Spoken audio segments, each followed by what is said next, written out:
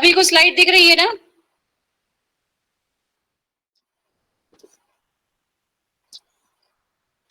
So now esophagus in its course. Here the course of esophagus in case of ox is important because esophagus not lying in a straight direction. It is changing its direction in various region of neck and thorax. That is why the course of esophagus is important, practical point of view and examination point of view, both. So you listen it carefully because ये practically भी बहुत utility है इसका जब हम field में काम करेंगे, और एग्जाम में तो आता ही है कोर्स ऑफ ईसोफेगस, एक क्वेश्चन हमेशा आता है डेफिनेटली, ठीक है। So oesophagus is a musculo membranous tube extending from pharynx to the cardia. Musculo membranous बोला हुआ है, मस्कुलो मेम्ब्रेनस ट्यूब बोला हुआ है ना, because there is no skeleton, there is no cartilage in oesophagus, ठीक है। It starts from the pharynx at the level of cricoid cartilage. अब यहां नोटिस करना आप, क्रिकॉइड कार्टिलेज मींस ईसोफेगस का जो लेवल है थोड़ा सा पीछे है। हम लेरिंग्स की बात करेंगे तो larynx we see the cricoid cartilage level started behind the thyroid cartilage, ठीक है ना। थायराइड, अरेटेनॉइड, फिर इसके बाद क्रिकॉइड का लेवल आएगा। So the level of oesophagus started at the level of cricoid cartilage and the opening of esophagus is called gullet. What is the opening of trachea या larynx, क्या बोलते हैं उसको? Glottis. Glottis, yes. The opening of trachea or we can say larynx is called glottis and the opening of esophagus is called gullet. या हम इसको बोल सकते हैं और क्या बोल सकते हैं, ऑडिटस ईसोफेजियस भी बोल सकते हैं। क्या बोल सकते हैं?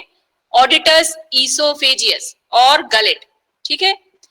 Now the length of the esophagus is around 90 centimeter to 1 meter in case of ox, ठीक है। कितनी लेंथ है? 1 मीटर, around 1 meter, ठीक। and diameter is 3 to 5 centimeter, ठीक। Now the esophagus is comprised of cervical part and thoracic part. तो cervical part कितना centimetre contribute कर रहा है? 40 centimeter is of cervical part and 50 centimeter is of thoracic part. So now you emphasize over here that thoracic part is longer as compared to cervical part, ठीक है। cervical part is 40 centimeter and thoracic part is 50 centimeter in length. So if here you see this is one model, here this is the opening section of trachea and this is the esophagus, ठीक है ना। here is the esophagus, this is the esophagus over here, ठीक है ना। ये क्या, इसको क्या बोलेंगे? एरोटिक आर्च बोलेंगे। This one is the aortic arch over present over here. ये esophagus ये डायफ्राम को पियर्स करते हुए then it will open into the cardia, ठीक। So we will discuss later on one by one the things. Now the course of esophagus क्यों important है? because esophagus is not lying in a straight direction, it is changing its direction in relation to the trachea in cervical part, ठीक है। कैसे?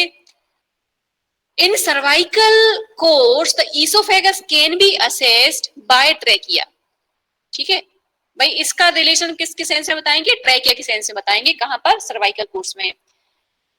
सो trachea is situated in the middle line of the body, ठीक है।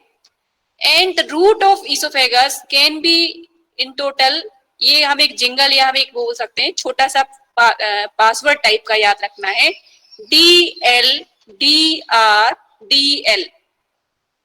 ये पूरे course को define कर रहा है esophagus की। DL, D represent for dorsal, L for left, R for right, ठीक है। अब कैसे याद रखना है? When the esophagus starts at the continuation of pharynx, it lies dorsal to the esophagus, इसलिए D बोला हुआ है, ठीक है ना। D क्यों बोला हुआ है? Because in starting the esophagus is dorsal to trachea, ठीक है। जब esophagus start हो रहा है, if we say in reference to the trachea, then at the level of cricoid cartilage the esophagus started and it is dorsal to the trachea. Then it passes backward and downward along dorsal surface of trachea till the level of third or fourth cervical vertebra. अच्छा, ये dorsal relationship कब तक चलेगा? Fourth cervical vertebra तक चलेगा. At the level of fourth cervical vertebra, it comes left to the trachea. कैसे? ये देखो, ध्यान से सुनना है. Up to fourth cervical vertebra the esophagus is lying dorsal to the trachea. Then after it crosses the trachea obliquely, placing itself along the left side to the trachea and continue this course till it reaching to the third thoracic vertebra. अब कैसे? ये देखो, यहां तक तो fourth cervical तक तो oesophagus कहां था? ट्रैकिया के ऊपर था. फिर इसके बाद इसने ट्रैकिया को क्रॉस करके अपने आप द ट्रैकिया के किस तरफ आ गया? Left side. Now the oesophagus is running along the left side of the trachea and continue this course, means remain in the left side up to the level of third thoracic vertebra. इसमें second oblique third लिखा है, वहां third oblique fourth लिखा है, तो एक data आप याद रख सकते हैं कि फोर्थ सर्वाइकल थर्ड थोरेसिक. ठीक है ना? So now it again crosses left face of trachea obliquely upward to gain dorsal surface. देखो D हो गया, dorsal था. कब तक था dorsal? At the level of fourth cervical vertebra. Then after it become left, so DL. Left कब तक रहेगा? Up to the level of third thoracic vertebra, it remain left to the trachea. Then after it again become D, DLD. फिर से D है, मतलब फिर से dorsal आ गया. It again crosses left face of trachea obliquely upwards to gain its dorsal surface and continue this dorsal relation with trachea up to tracheal bifurcation. Tracheal bifurcation किस level पे होगा? Fifth intercostal space. ठीक है ना? So esophagus become dorsally after third thoracic vertebra. So DLD and remain up to the tracheal bifurcation. Now DLD के बाद क्या आ रहा है? R. DLD R DL है ना? So DLD, then again here is the R. R means right. Passes through middle mediastinum. It is pushed to the right of aortic arch. क्यों? Because in the left side there is presence of aorta, aortic arch is present, so it pushed the esophagus to the right side. That is why DLDR. अब R आ गया, right. Now here अब हम क्या, अब किस sense में पढ़ेंगे oesophagus को? अब तक तो हम ट्रैकिया के सेंस में हम पढ़ रहे थे ईसोफेगस को, कि ट्रैकिया के लेफ्ट, ट्रैकिया के डोर्सल, ट्रैकिया के राइट. अब trachea has finished because after bifurcation it enters into the lung. Now we will discuss the esophagus in relation to the median plane or median line. So now we will see over here that in middle mediastinum, as aorta is present in the left side, it pushed the esophagus to the right side. So now esophagus is lying at the right of median line.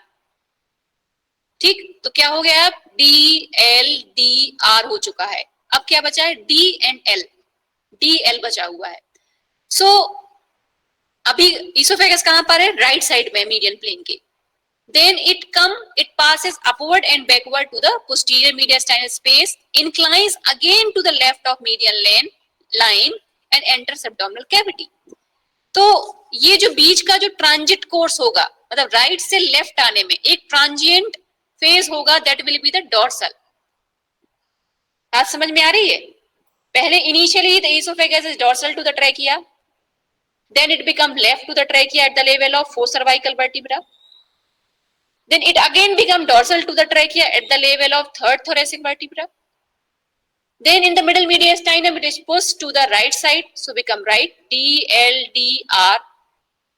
Then again it crosses then it again come to the left side and in the transient phase of dorsal, मतलब right से left में आएगा, एक transient phase होगा in which it is dorsal. So DLDRDL. So now it enters in the or pierces the diaphragm at the left of the median line or left of the median plane. ठीक है ना? मतलब diaphragm जो को pierce कहाँ करेगा esophagus? In the left of the median plane. ठीक है ना? And then enters to abdominal cavity. Abdominal cavity में कैसे एंट्री होगा? esophageal hiatus, through esophageal hiatus. Hiatus means opening where it is present in the diaphragm. ठीक है ना? And esophagus passes through this opening and reaching to the abdominal cavity. सुनाई दे रहा है ना बच्चों? Yes ma'am. ठीक है। Dome shaped area between rumen and reticulum known as atrium ventriculi. अब इस पे अभी टेंशन नहीं लेना है कि ये एट्रियम वेंट्रिकुलाई क्या है, फिर ये ईसोफेगस ओपन हो रहा है तो र्यूमेन में ओपन हो रहा है कि रेटिकुलम में ओपन हो रहा है, यहाँ तो लिखा है कॉमन एरिया लिखा हुआ है। अभी यहाँ कंफ्यूज नहीं होना है, ना ही टेंशन लेना। अभी हम ईसोफेगस पे फोकस करेंगे, इसको हम अभी पढ़ाएंगे, अभी स्टमक पढ़ाएंगे तब where the esophagus is exactly opening. अब हमने यहाँ से स्टार्टिंग किया था द कोर्स ऑफ ईसोफेगस, अब हम फिर से फोकस करेंगे। ठीक है, dorsal esophagus is dorsal to trachea up to the level of fourth cervical vertebra. ठीक है, then from fourth cervical till third thoracic the esophagus is left to the trachea. ठीक है, अब मुझे कोई बताएगा कि when we collect or give intravenous injection which side of animal is usually preferred? कुछ पढ़ा है इस बारे में क्या? आईवी जब हम इंट्रावीनस ब्लड कलेक्ट करेंगे तो कहां से ब्लड कलेक्ट करते हैं लार्ज एनिमल में? Which is the site of preference for collection of blood in case of large ruminant?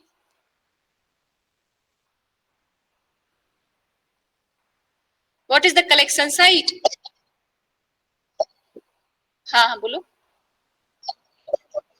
Jugular vein, external jugular vein, बिल्कुल सही। External jugular vein is the site of choice for collection of blood as well as for IV. अगर आपको वो देना है, fluid देना है animal को, इंट्रावीनस इंजेक्शन लगाना है तो कहाँ देंगे? एक्सटर्नल जुगुलर वेन देंगे। ठीक, अब एनिमल खड़ा है, एक्सटर्नल जुगुलर वेन किस तरह मिलेगी? लेफ्ट साइड की राइट साइड?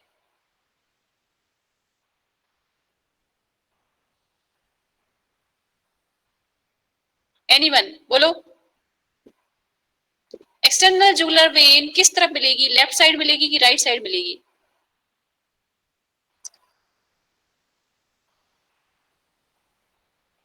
कोई नहीं बोल रहा है। आशा आप बताओ, आशा भाबर, हाँ बताओ भाई, एक्सटर्नल जुगुलर वेन किस तरफ मिलेगी? लेफ्ट साइड मिलेगी कि राइट साइड मिलेगी? नेक में, नेक में होगी ना, नेक एरिया में। हाँ कहाँ होगी, किस तरफ?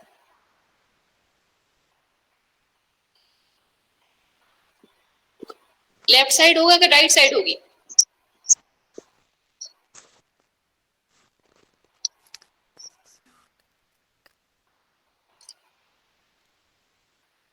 बताओ आशा।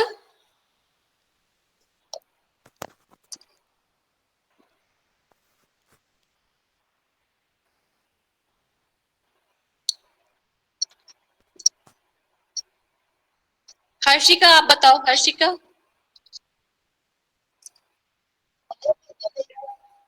May be left.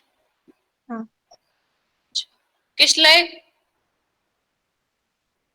किस लाए? हाँ बताओ भाई, external jugular when left side मिलेगी कि राइट साइड मिलेगी? Ma'am right side. Right side. Left side में नहीं मिलेगी क्या? मैम बोथ साइड मिलेगी। मैम लेफ्ट साइड में भी मिलेगी। हाँ यदराम, हाँ बोथ साइड मिलेगी ना? Both side. Yes ma'am, both side मिलेगी पर लेफ्ट साइड पे ज्वाइन अप करेगी जाके। हाँ बलवंत कुछ बोल रहे हो, बलवंत हाँ बोलो। यस मैम, बोथ साइड पे मिलेगी पर लेफ्ट साइड पे मतलब कि थोड़ा स्किन के पास रहेगी। लेफ्ट साइड पास में रहेगा? हाँ यस मैम। क्यों?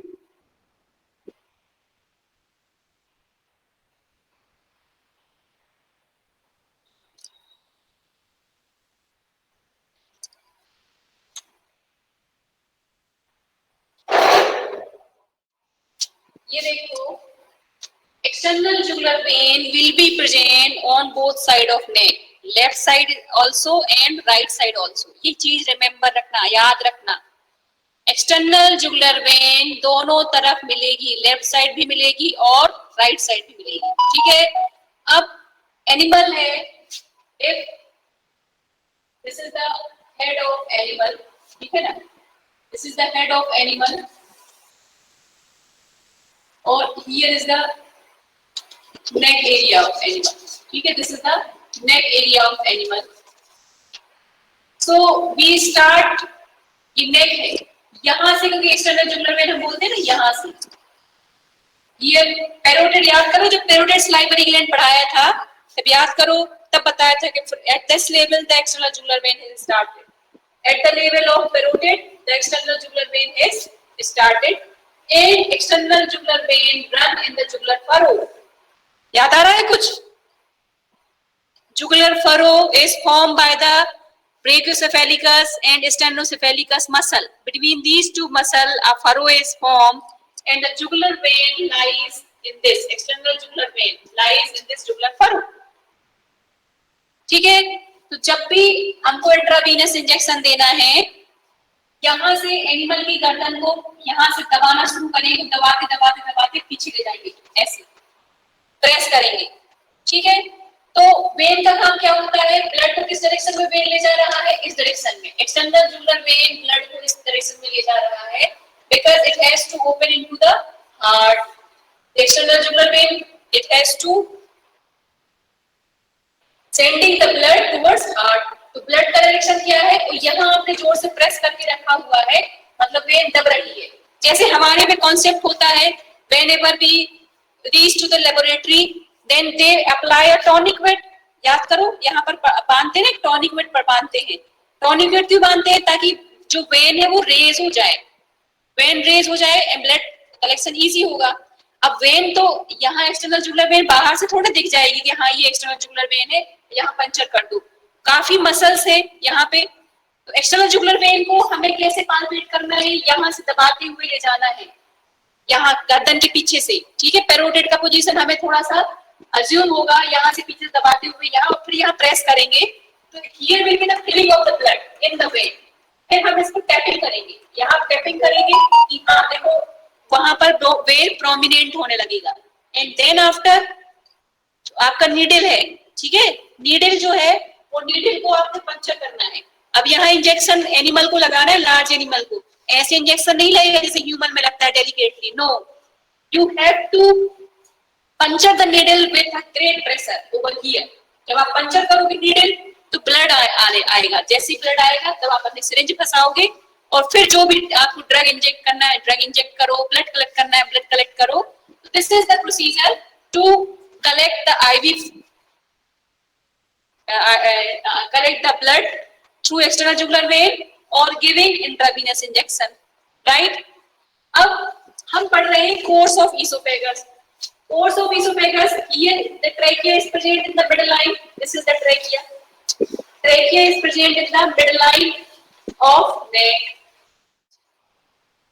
कौन सा cervical vertebra? Fourth cervical vertebra. Up to the level of fourth cervical vertebra, esophagus is dorsal, and then it comes to the left of to the trachea. It is coming left to the trachea. ठीक है? So here this course of esophagus is in left side.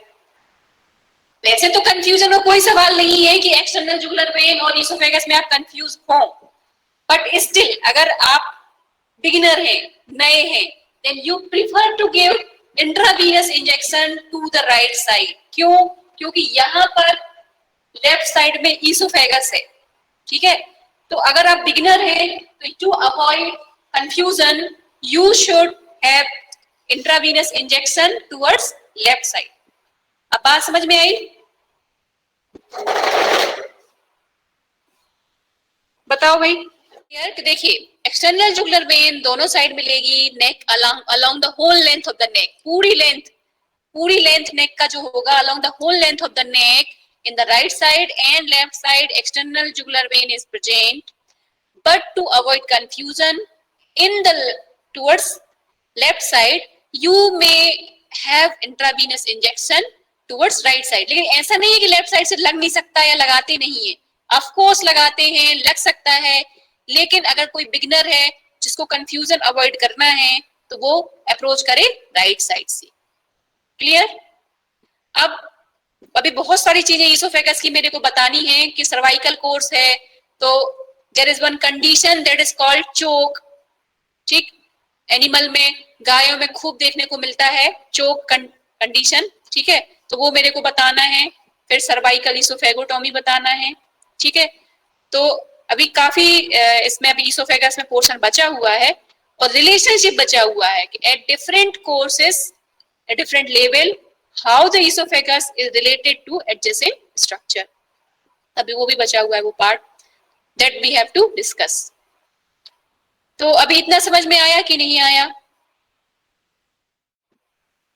बोलो भाई, समझ में आया? इतना course of oesophagus समझ में आया? आपको DL याद रखना है। DL पहले ये याद रखिए, फिर दिन भर में थोड़ा थोड़ा चलते चलते इसको रिवाइज करिए कि डी क्या था, मतलब डॉर्सल था, फिर लेफ्ट आ गई, फिर डॉर्सल चली गई, फिर राइट आ गया। राइट किस तरफ आया? जहां पर when aorta is pushing to the esophagus, then here it is right. फिर इसके बाद ये थोड़ा सा बहुत ट्रांजिएंट डॉर्सल कोर्स है, then it coming left to the median plane and then entering into the diaphragm. ठीक है, आपको आज दिन भर ये याद करना है course of esophagus. Tomorrow we will discuss the relationship of the esophagus as well as different clinical condition of esophagus. ठीक है, ओके मैम। बहुत सारे बच्चे बीच बीच में लीव कर देते हैं क्लासेस। कोई कृष्णकांत, हाँ कृष्णकांत शर्मा, कृष्णकांत है क्लास में?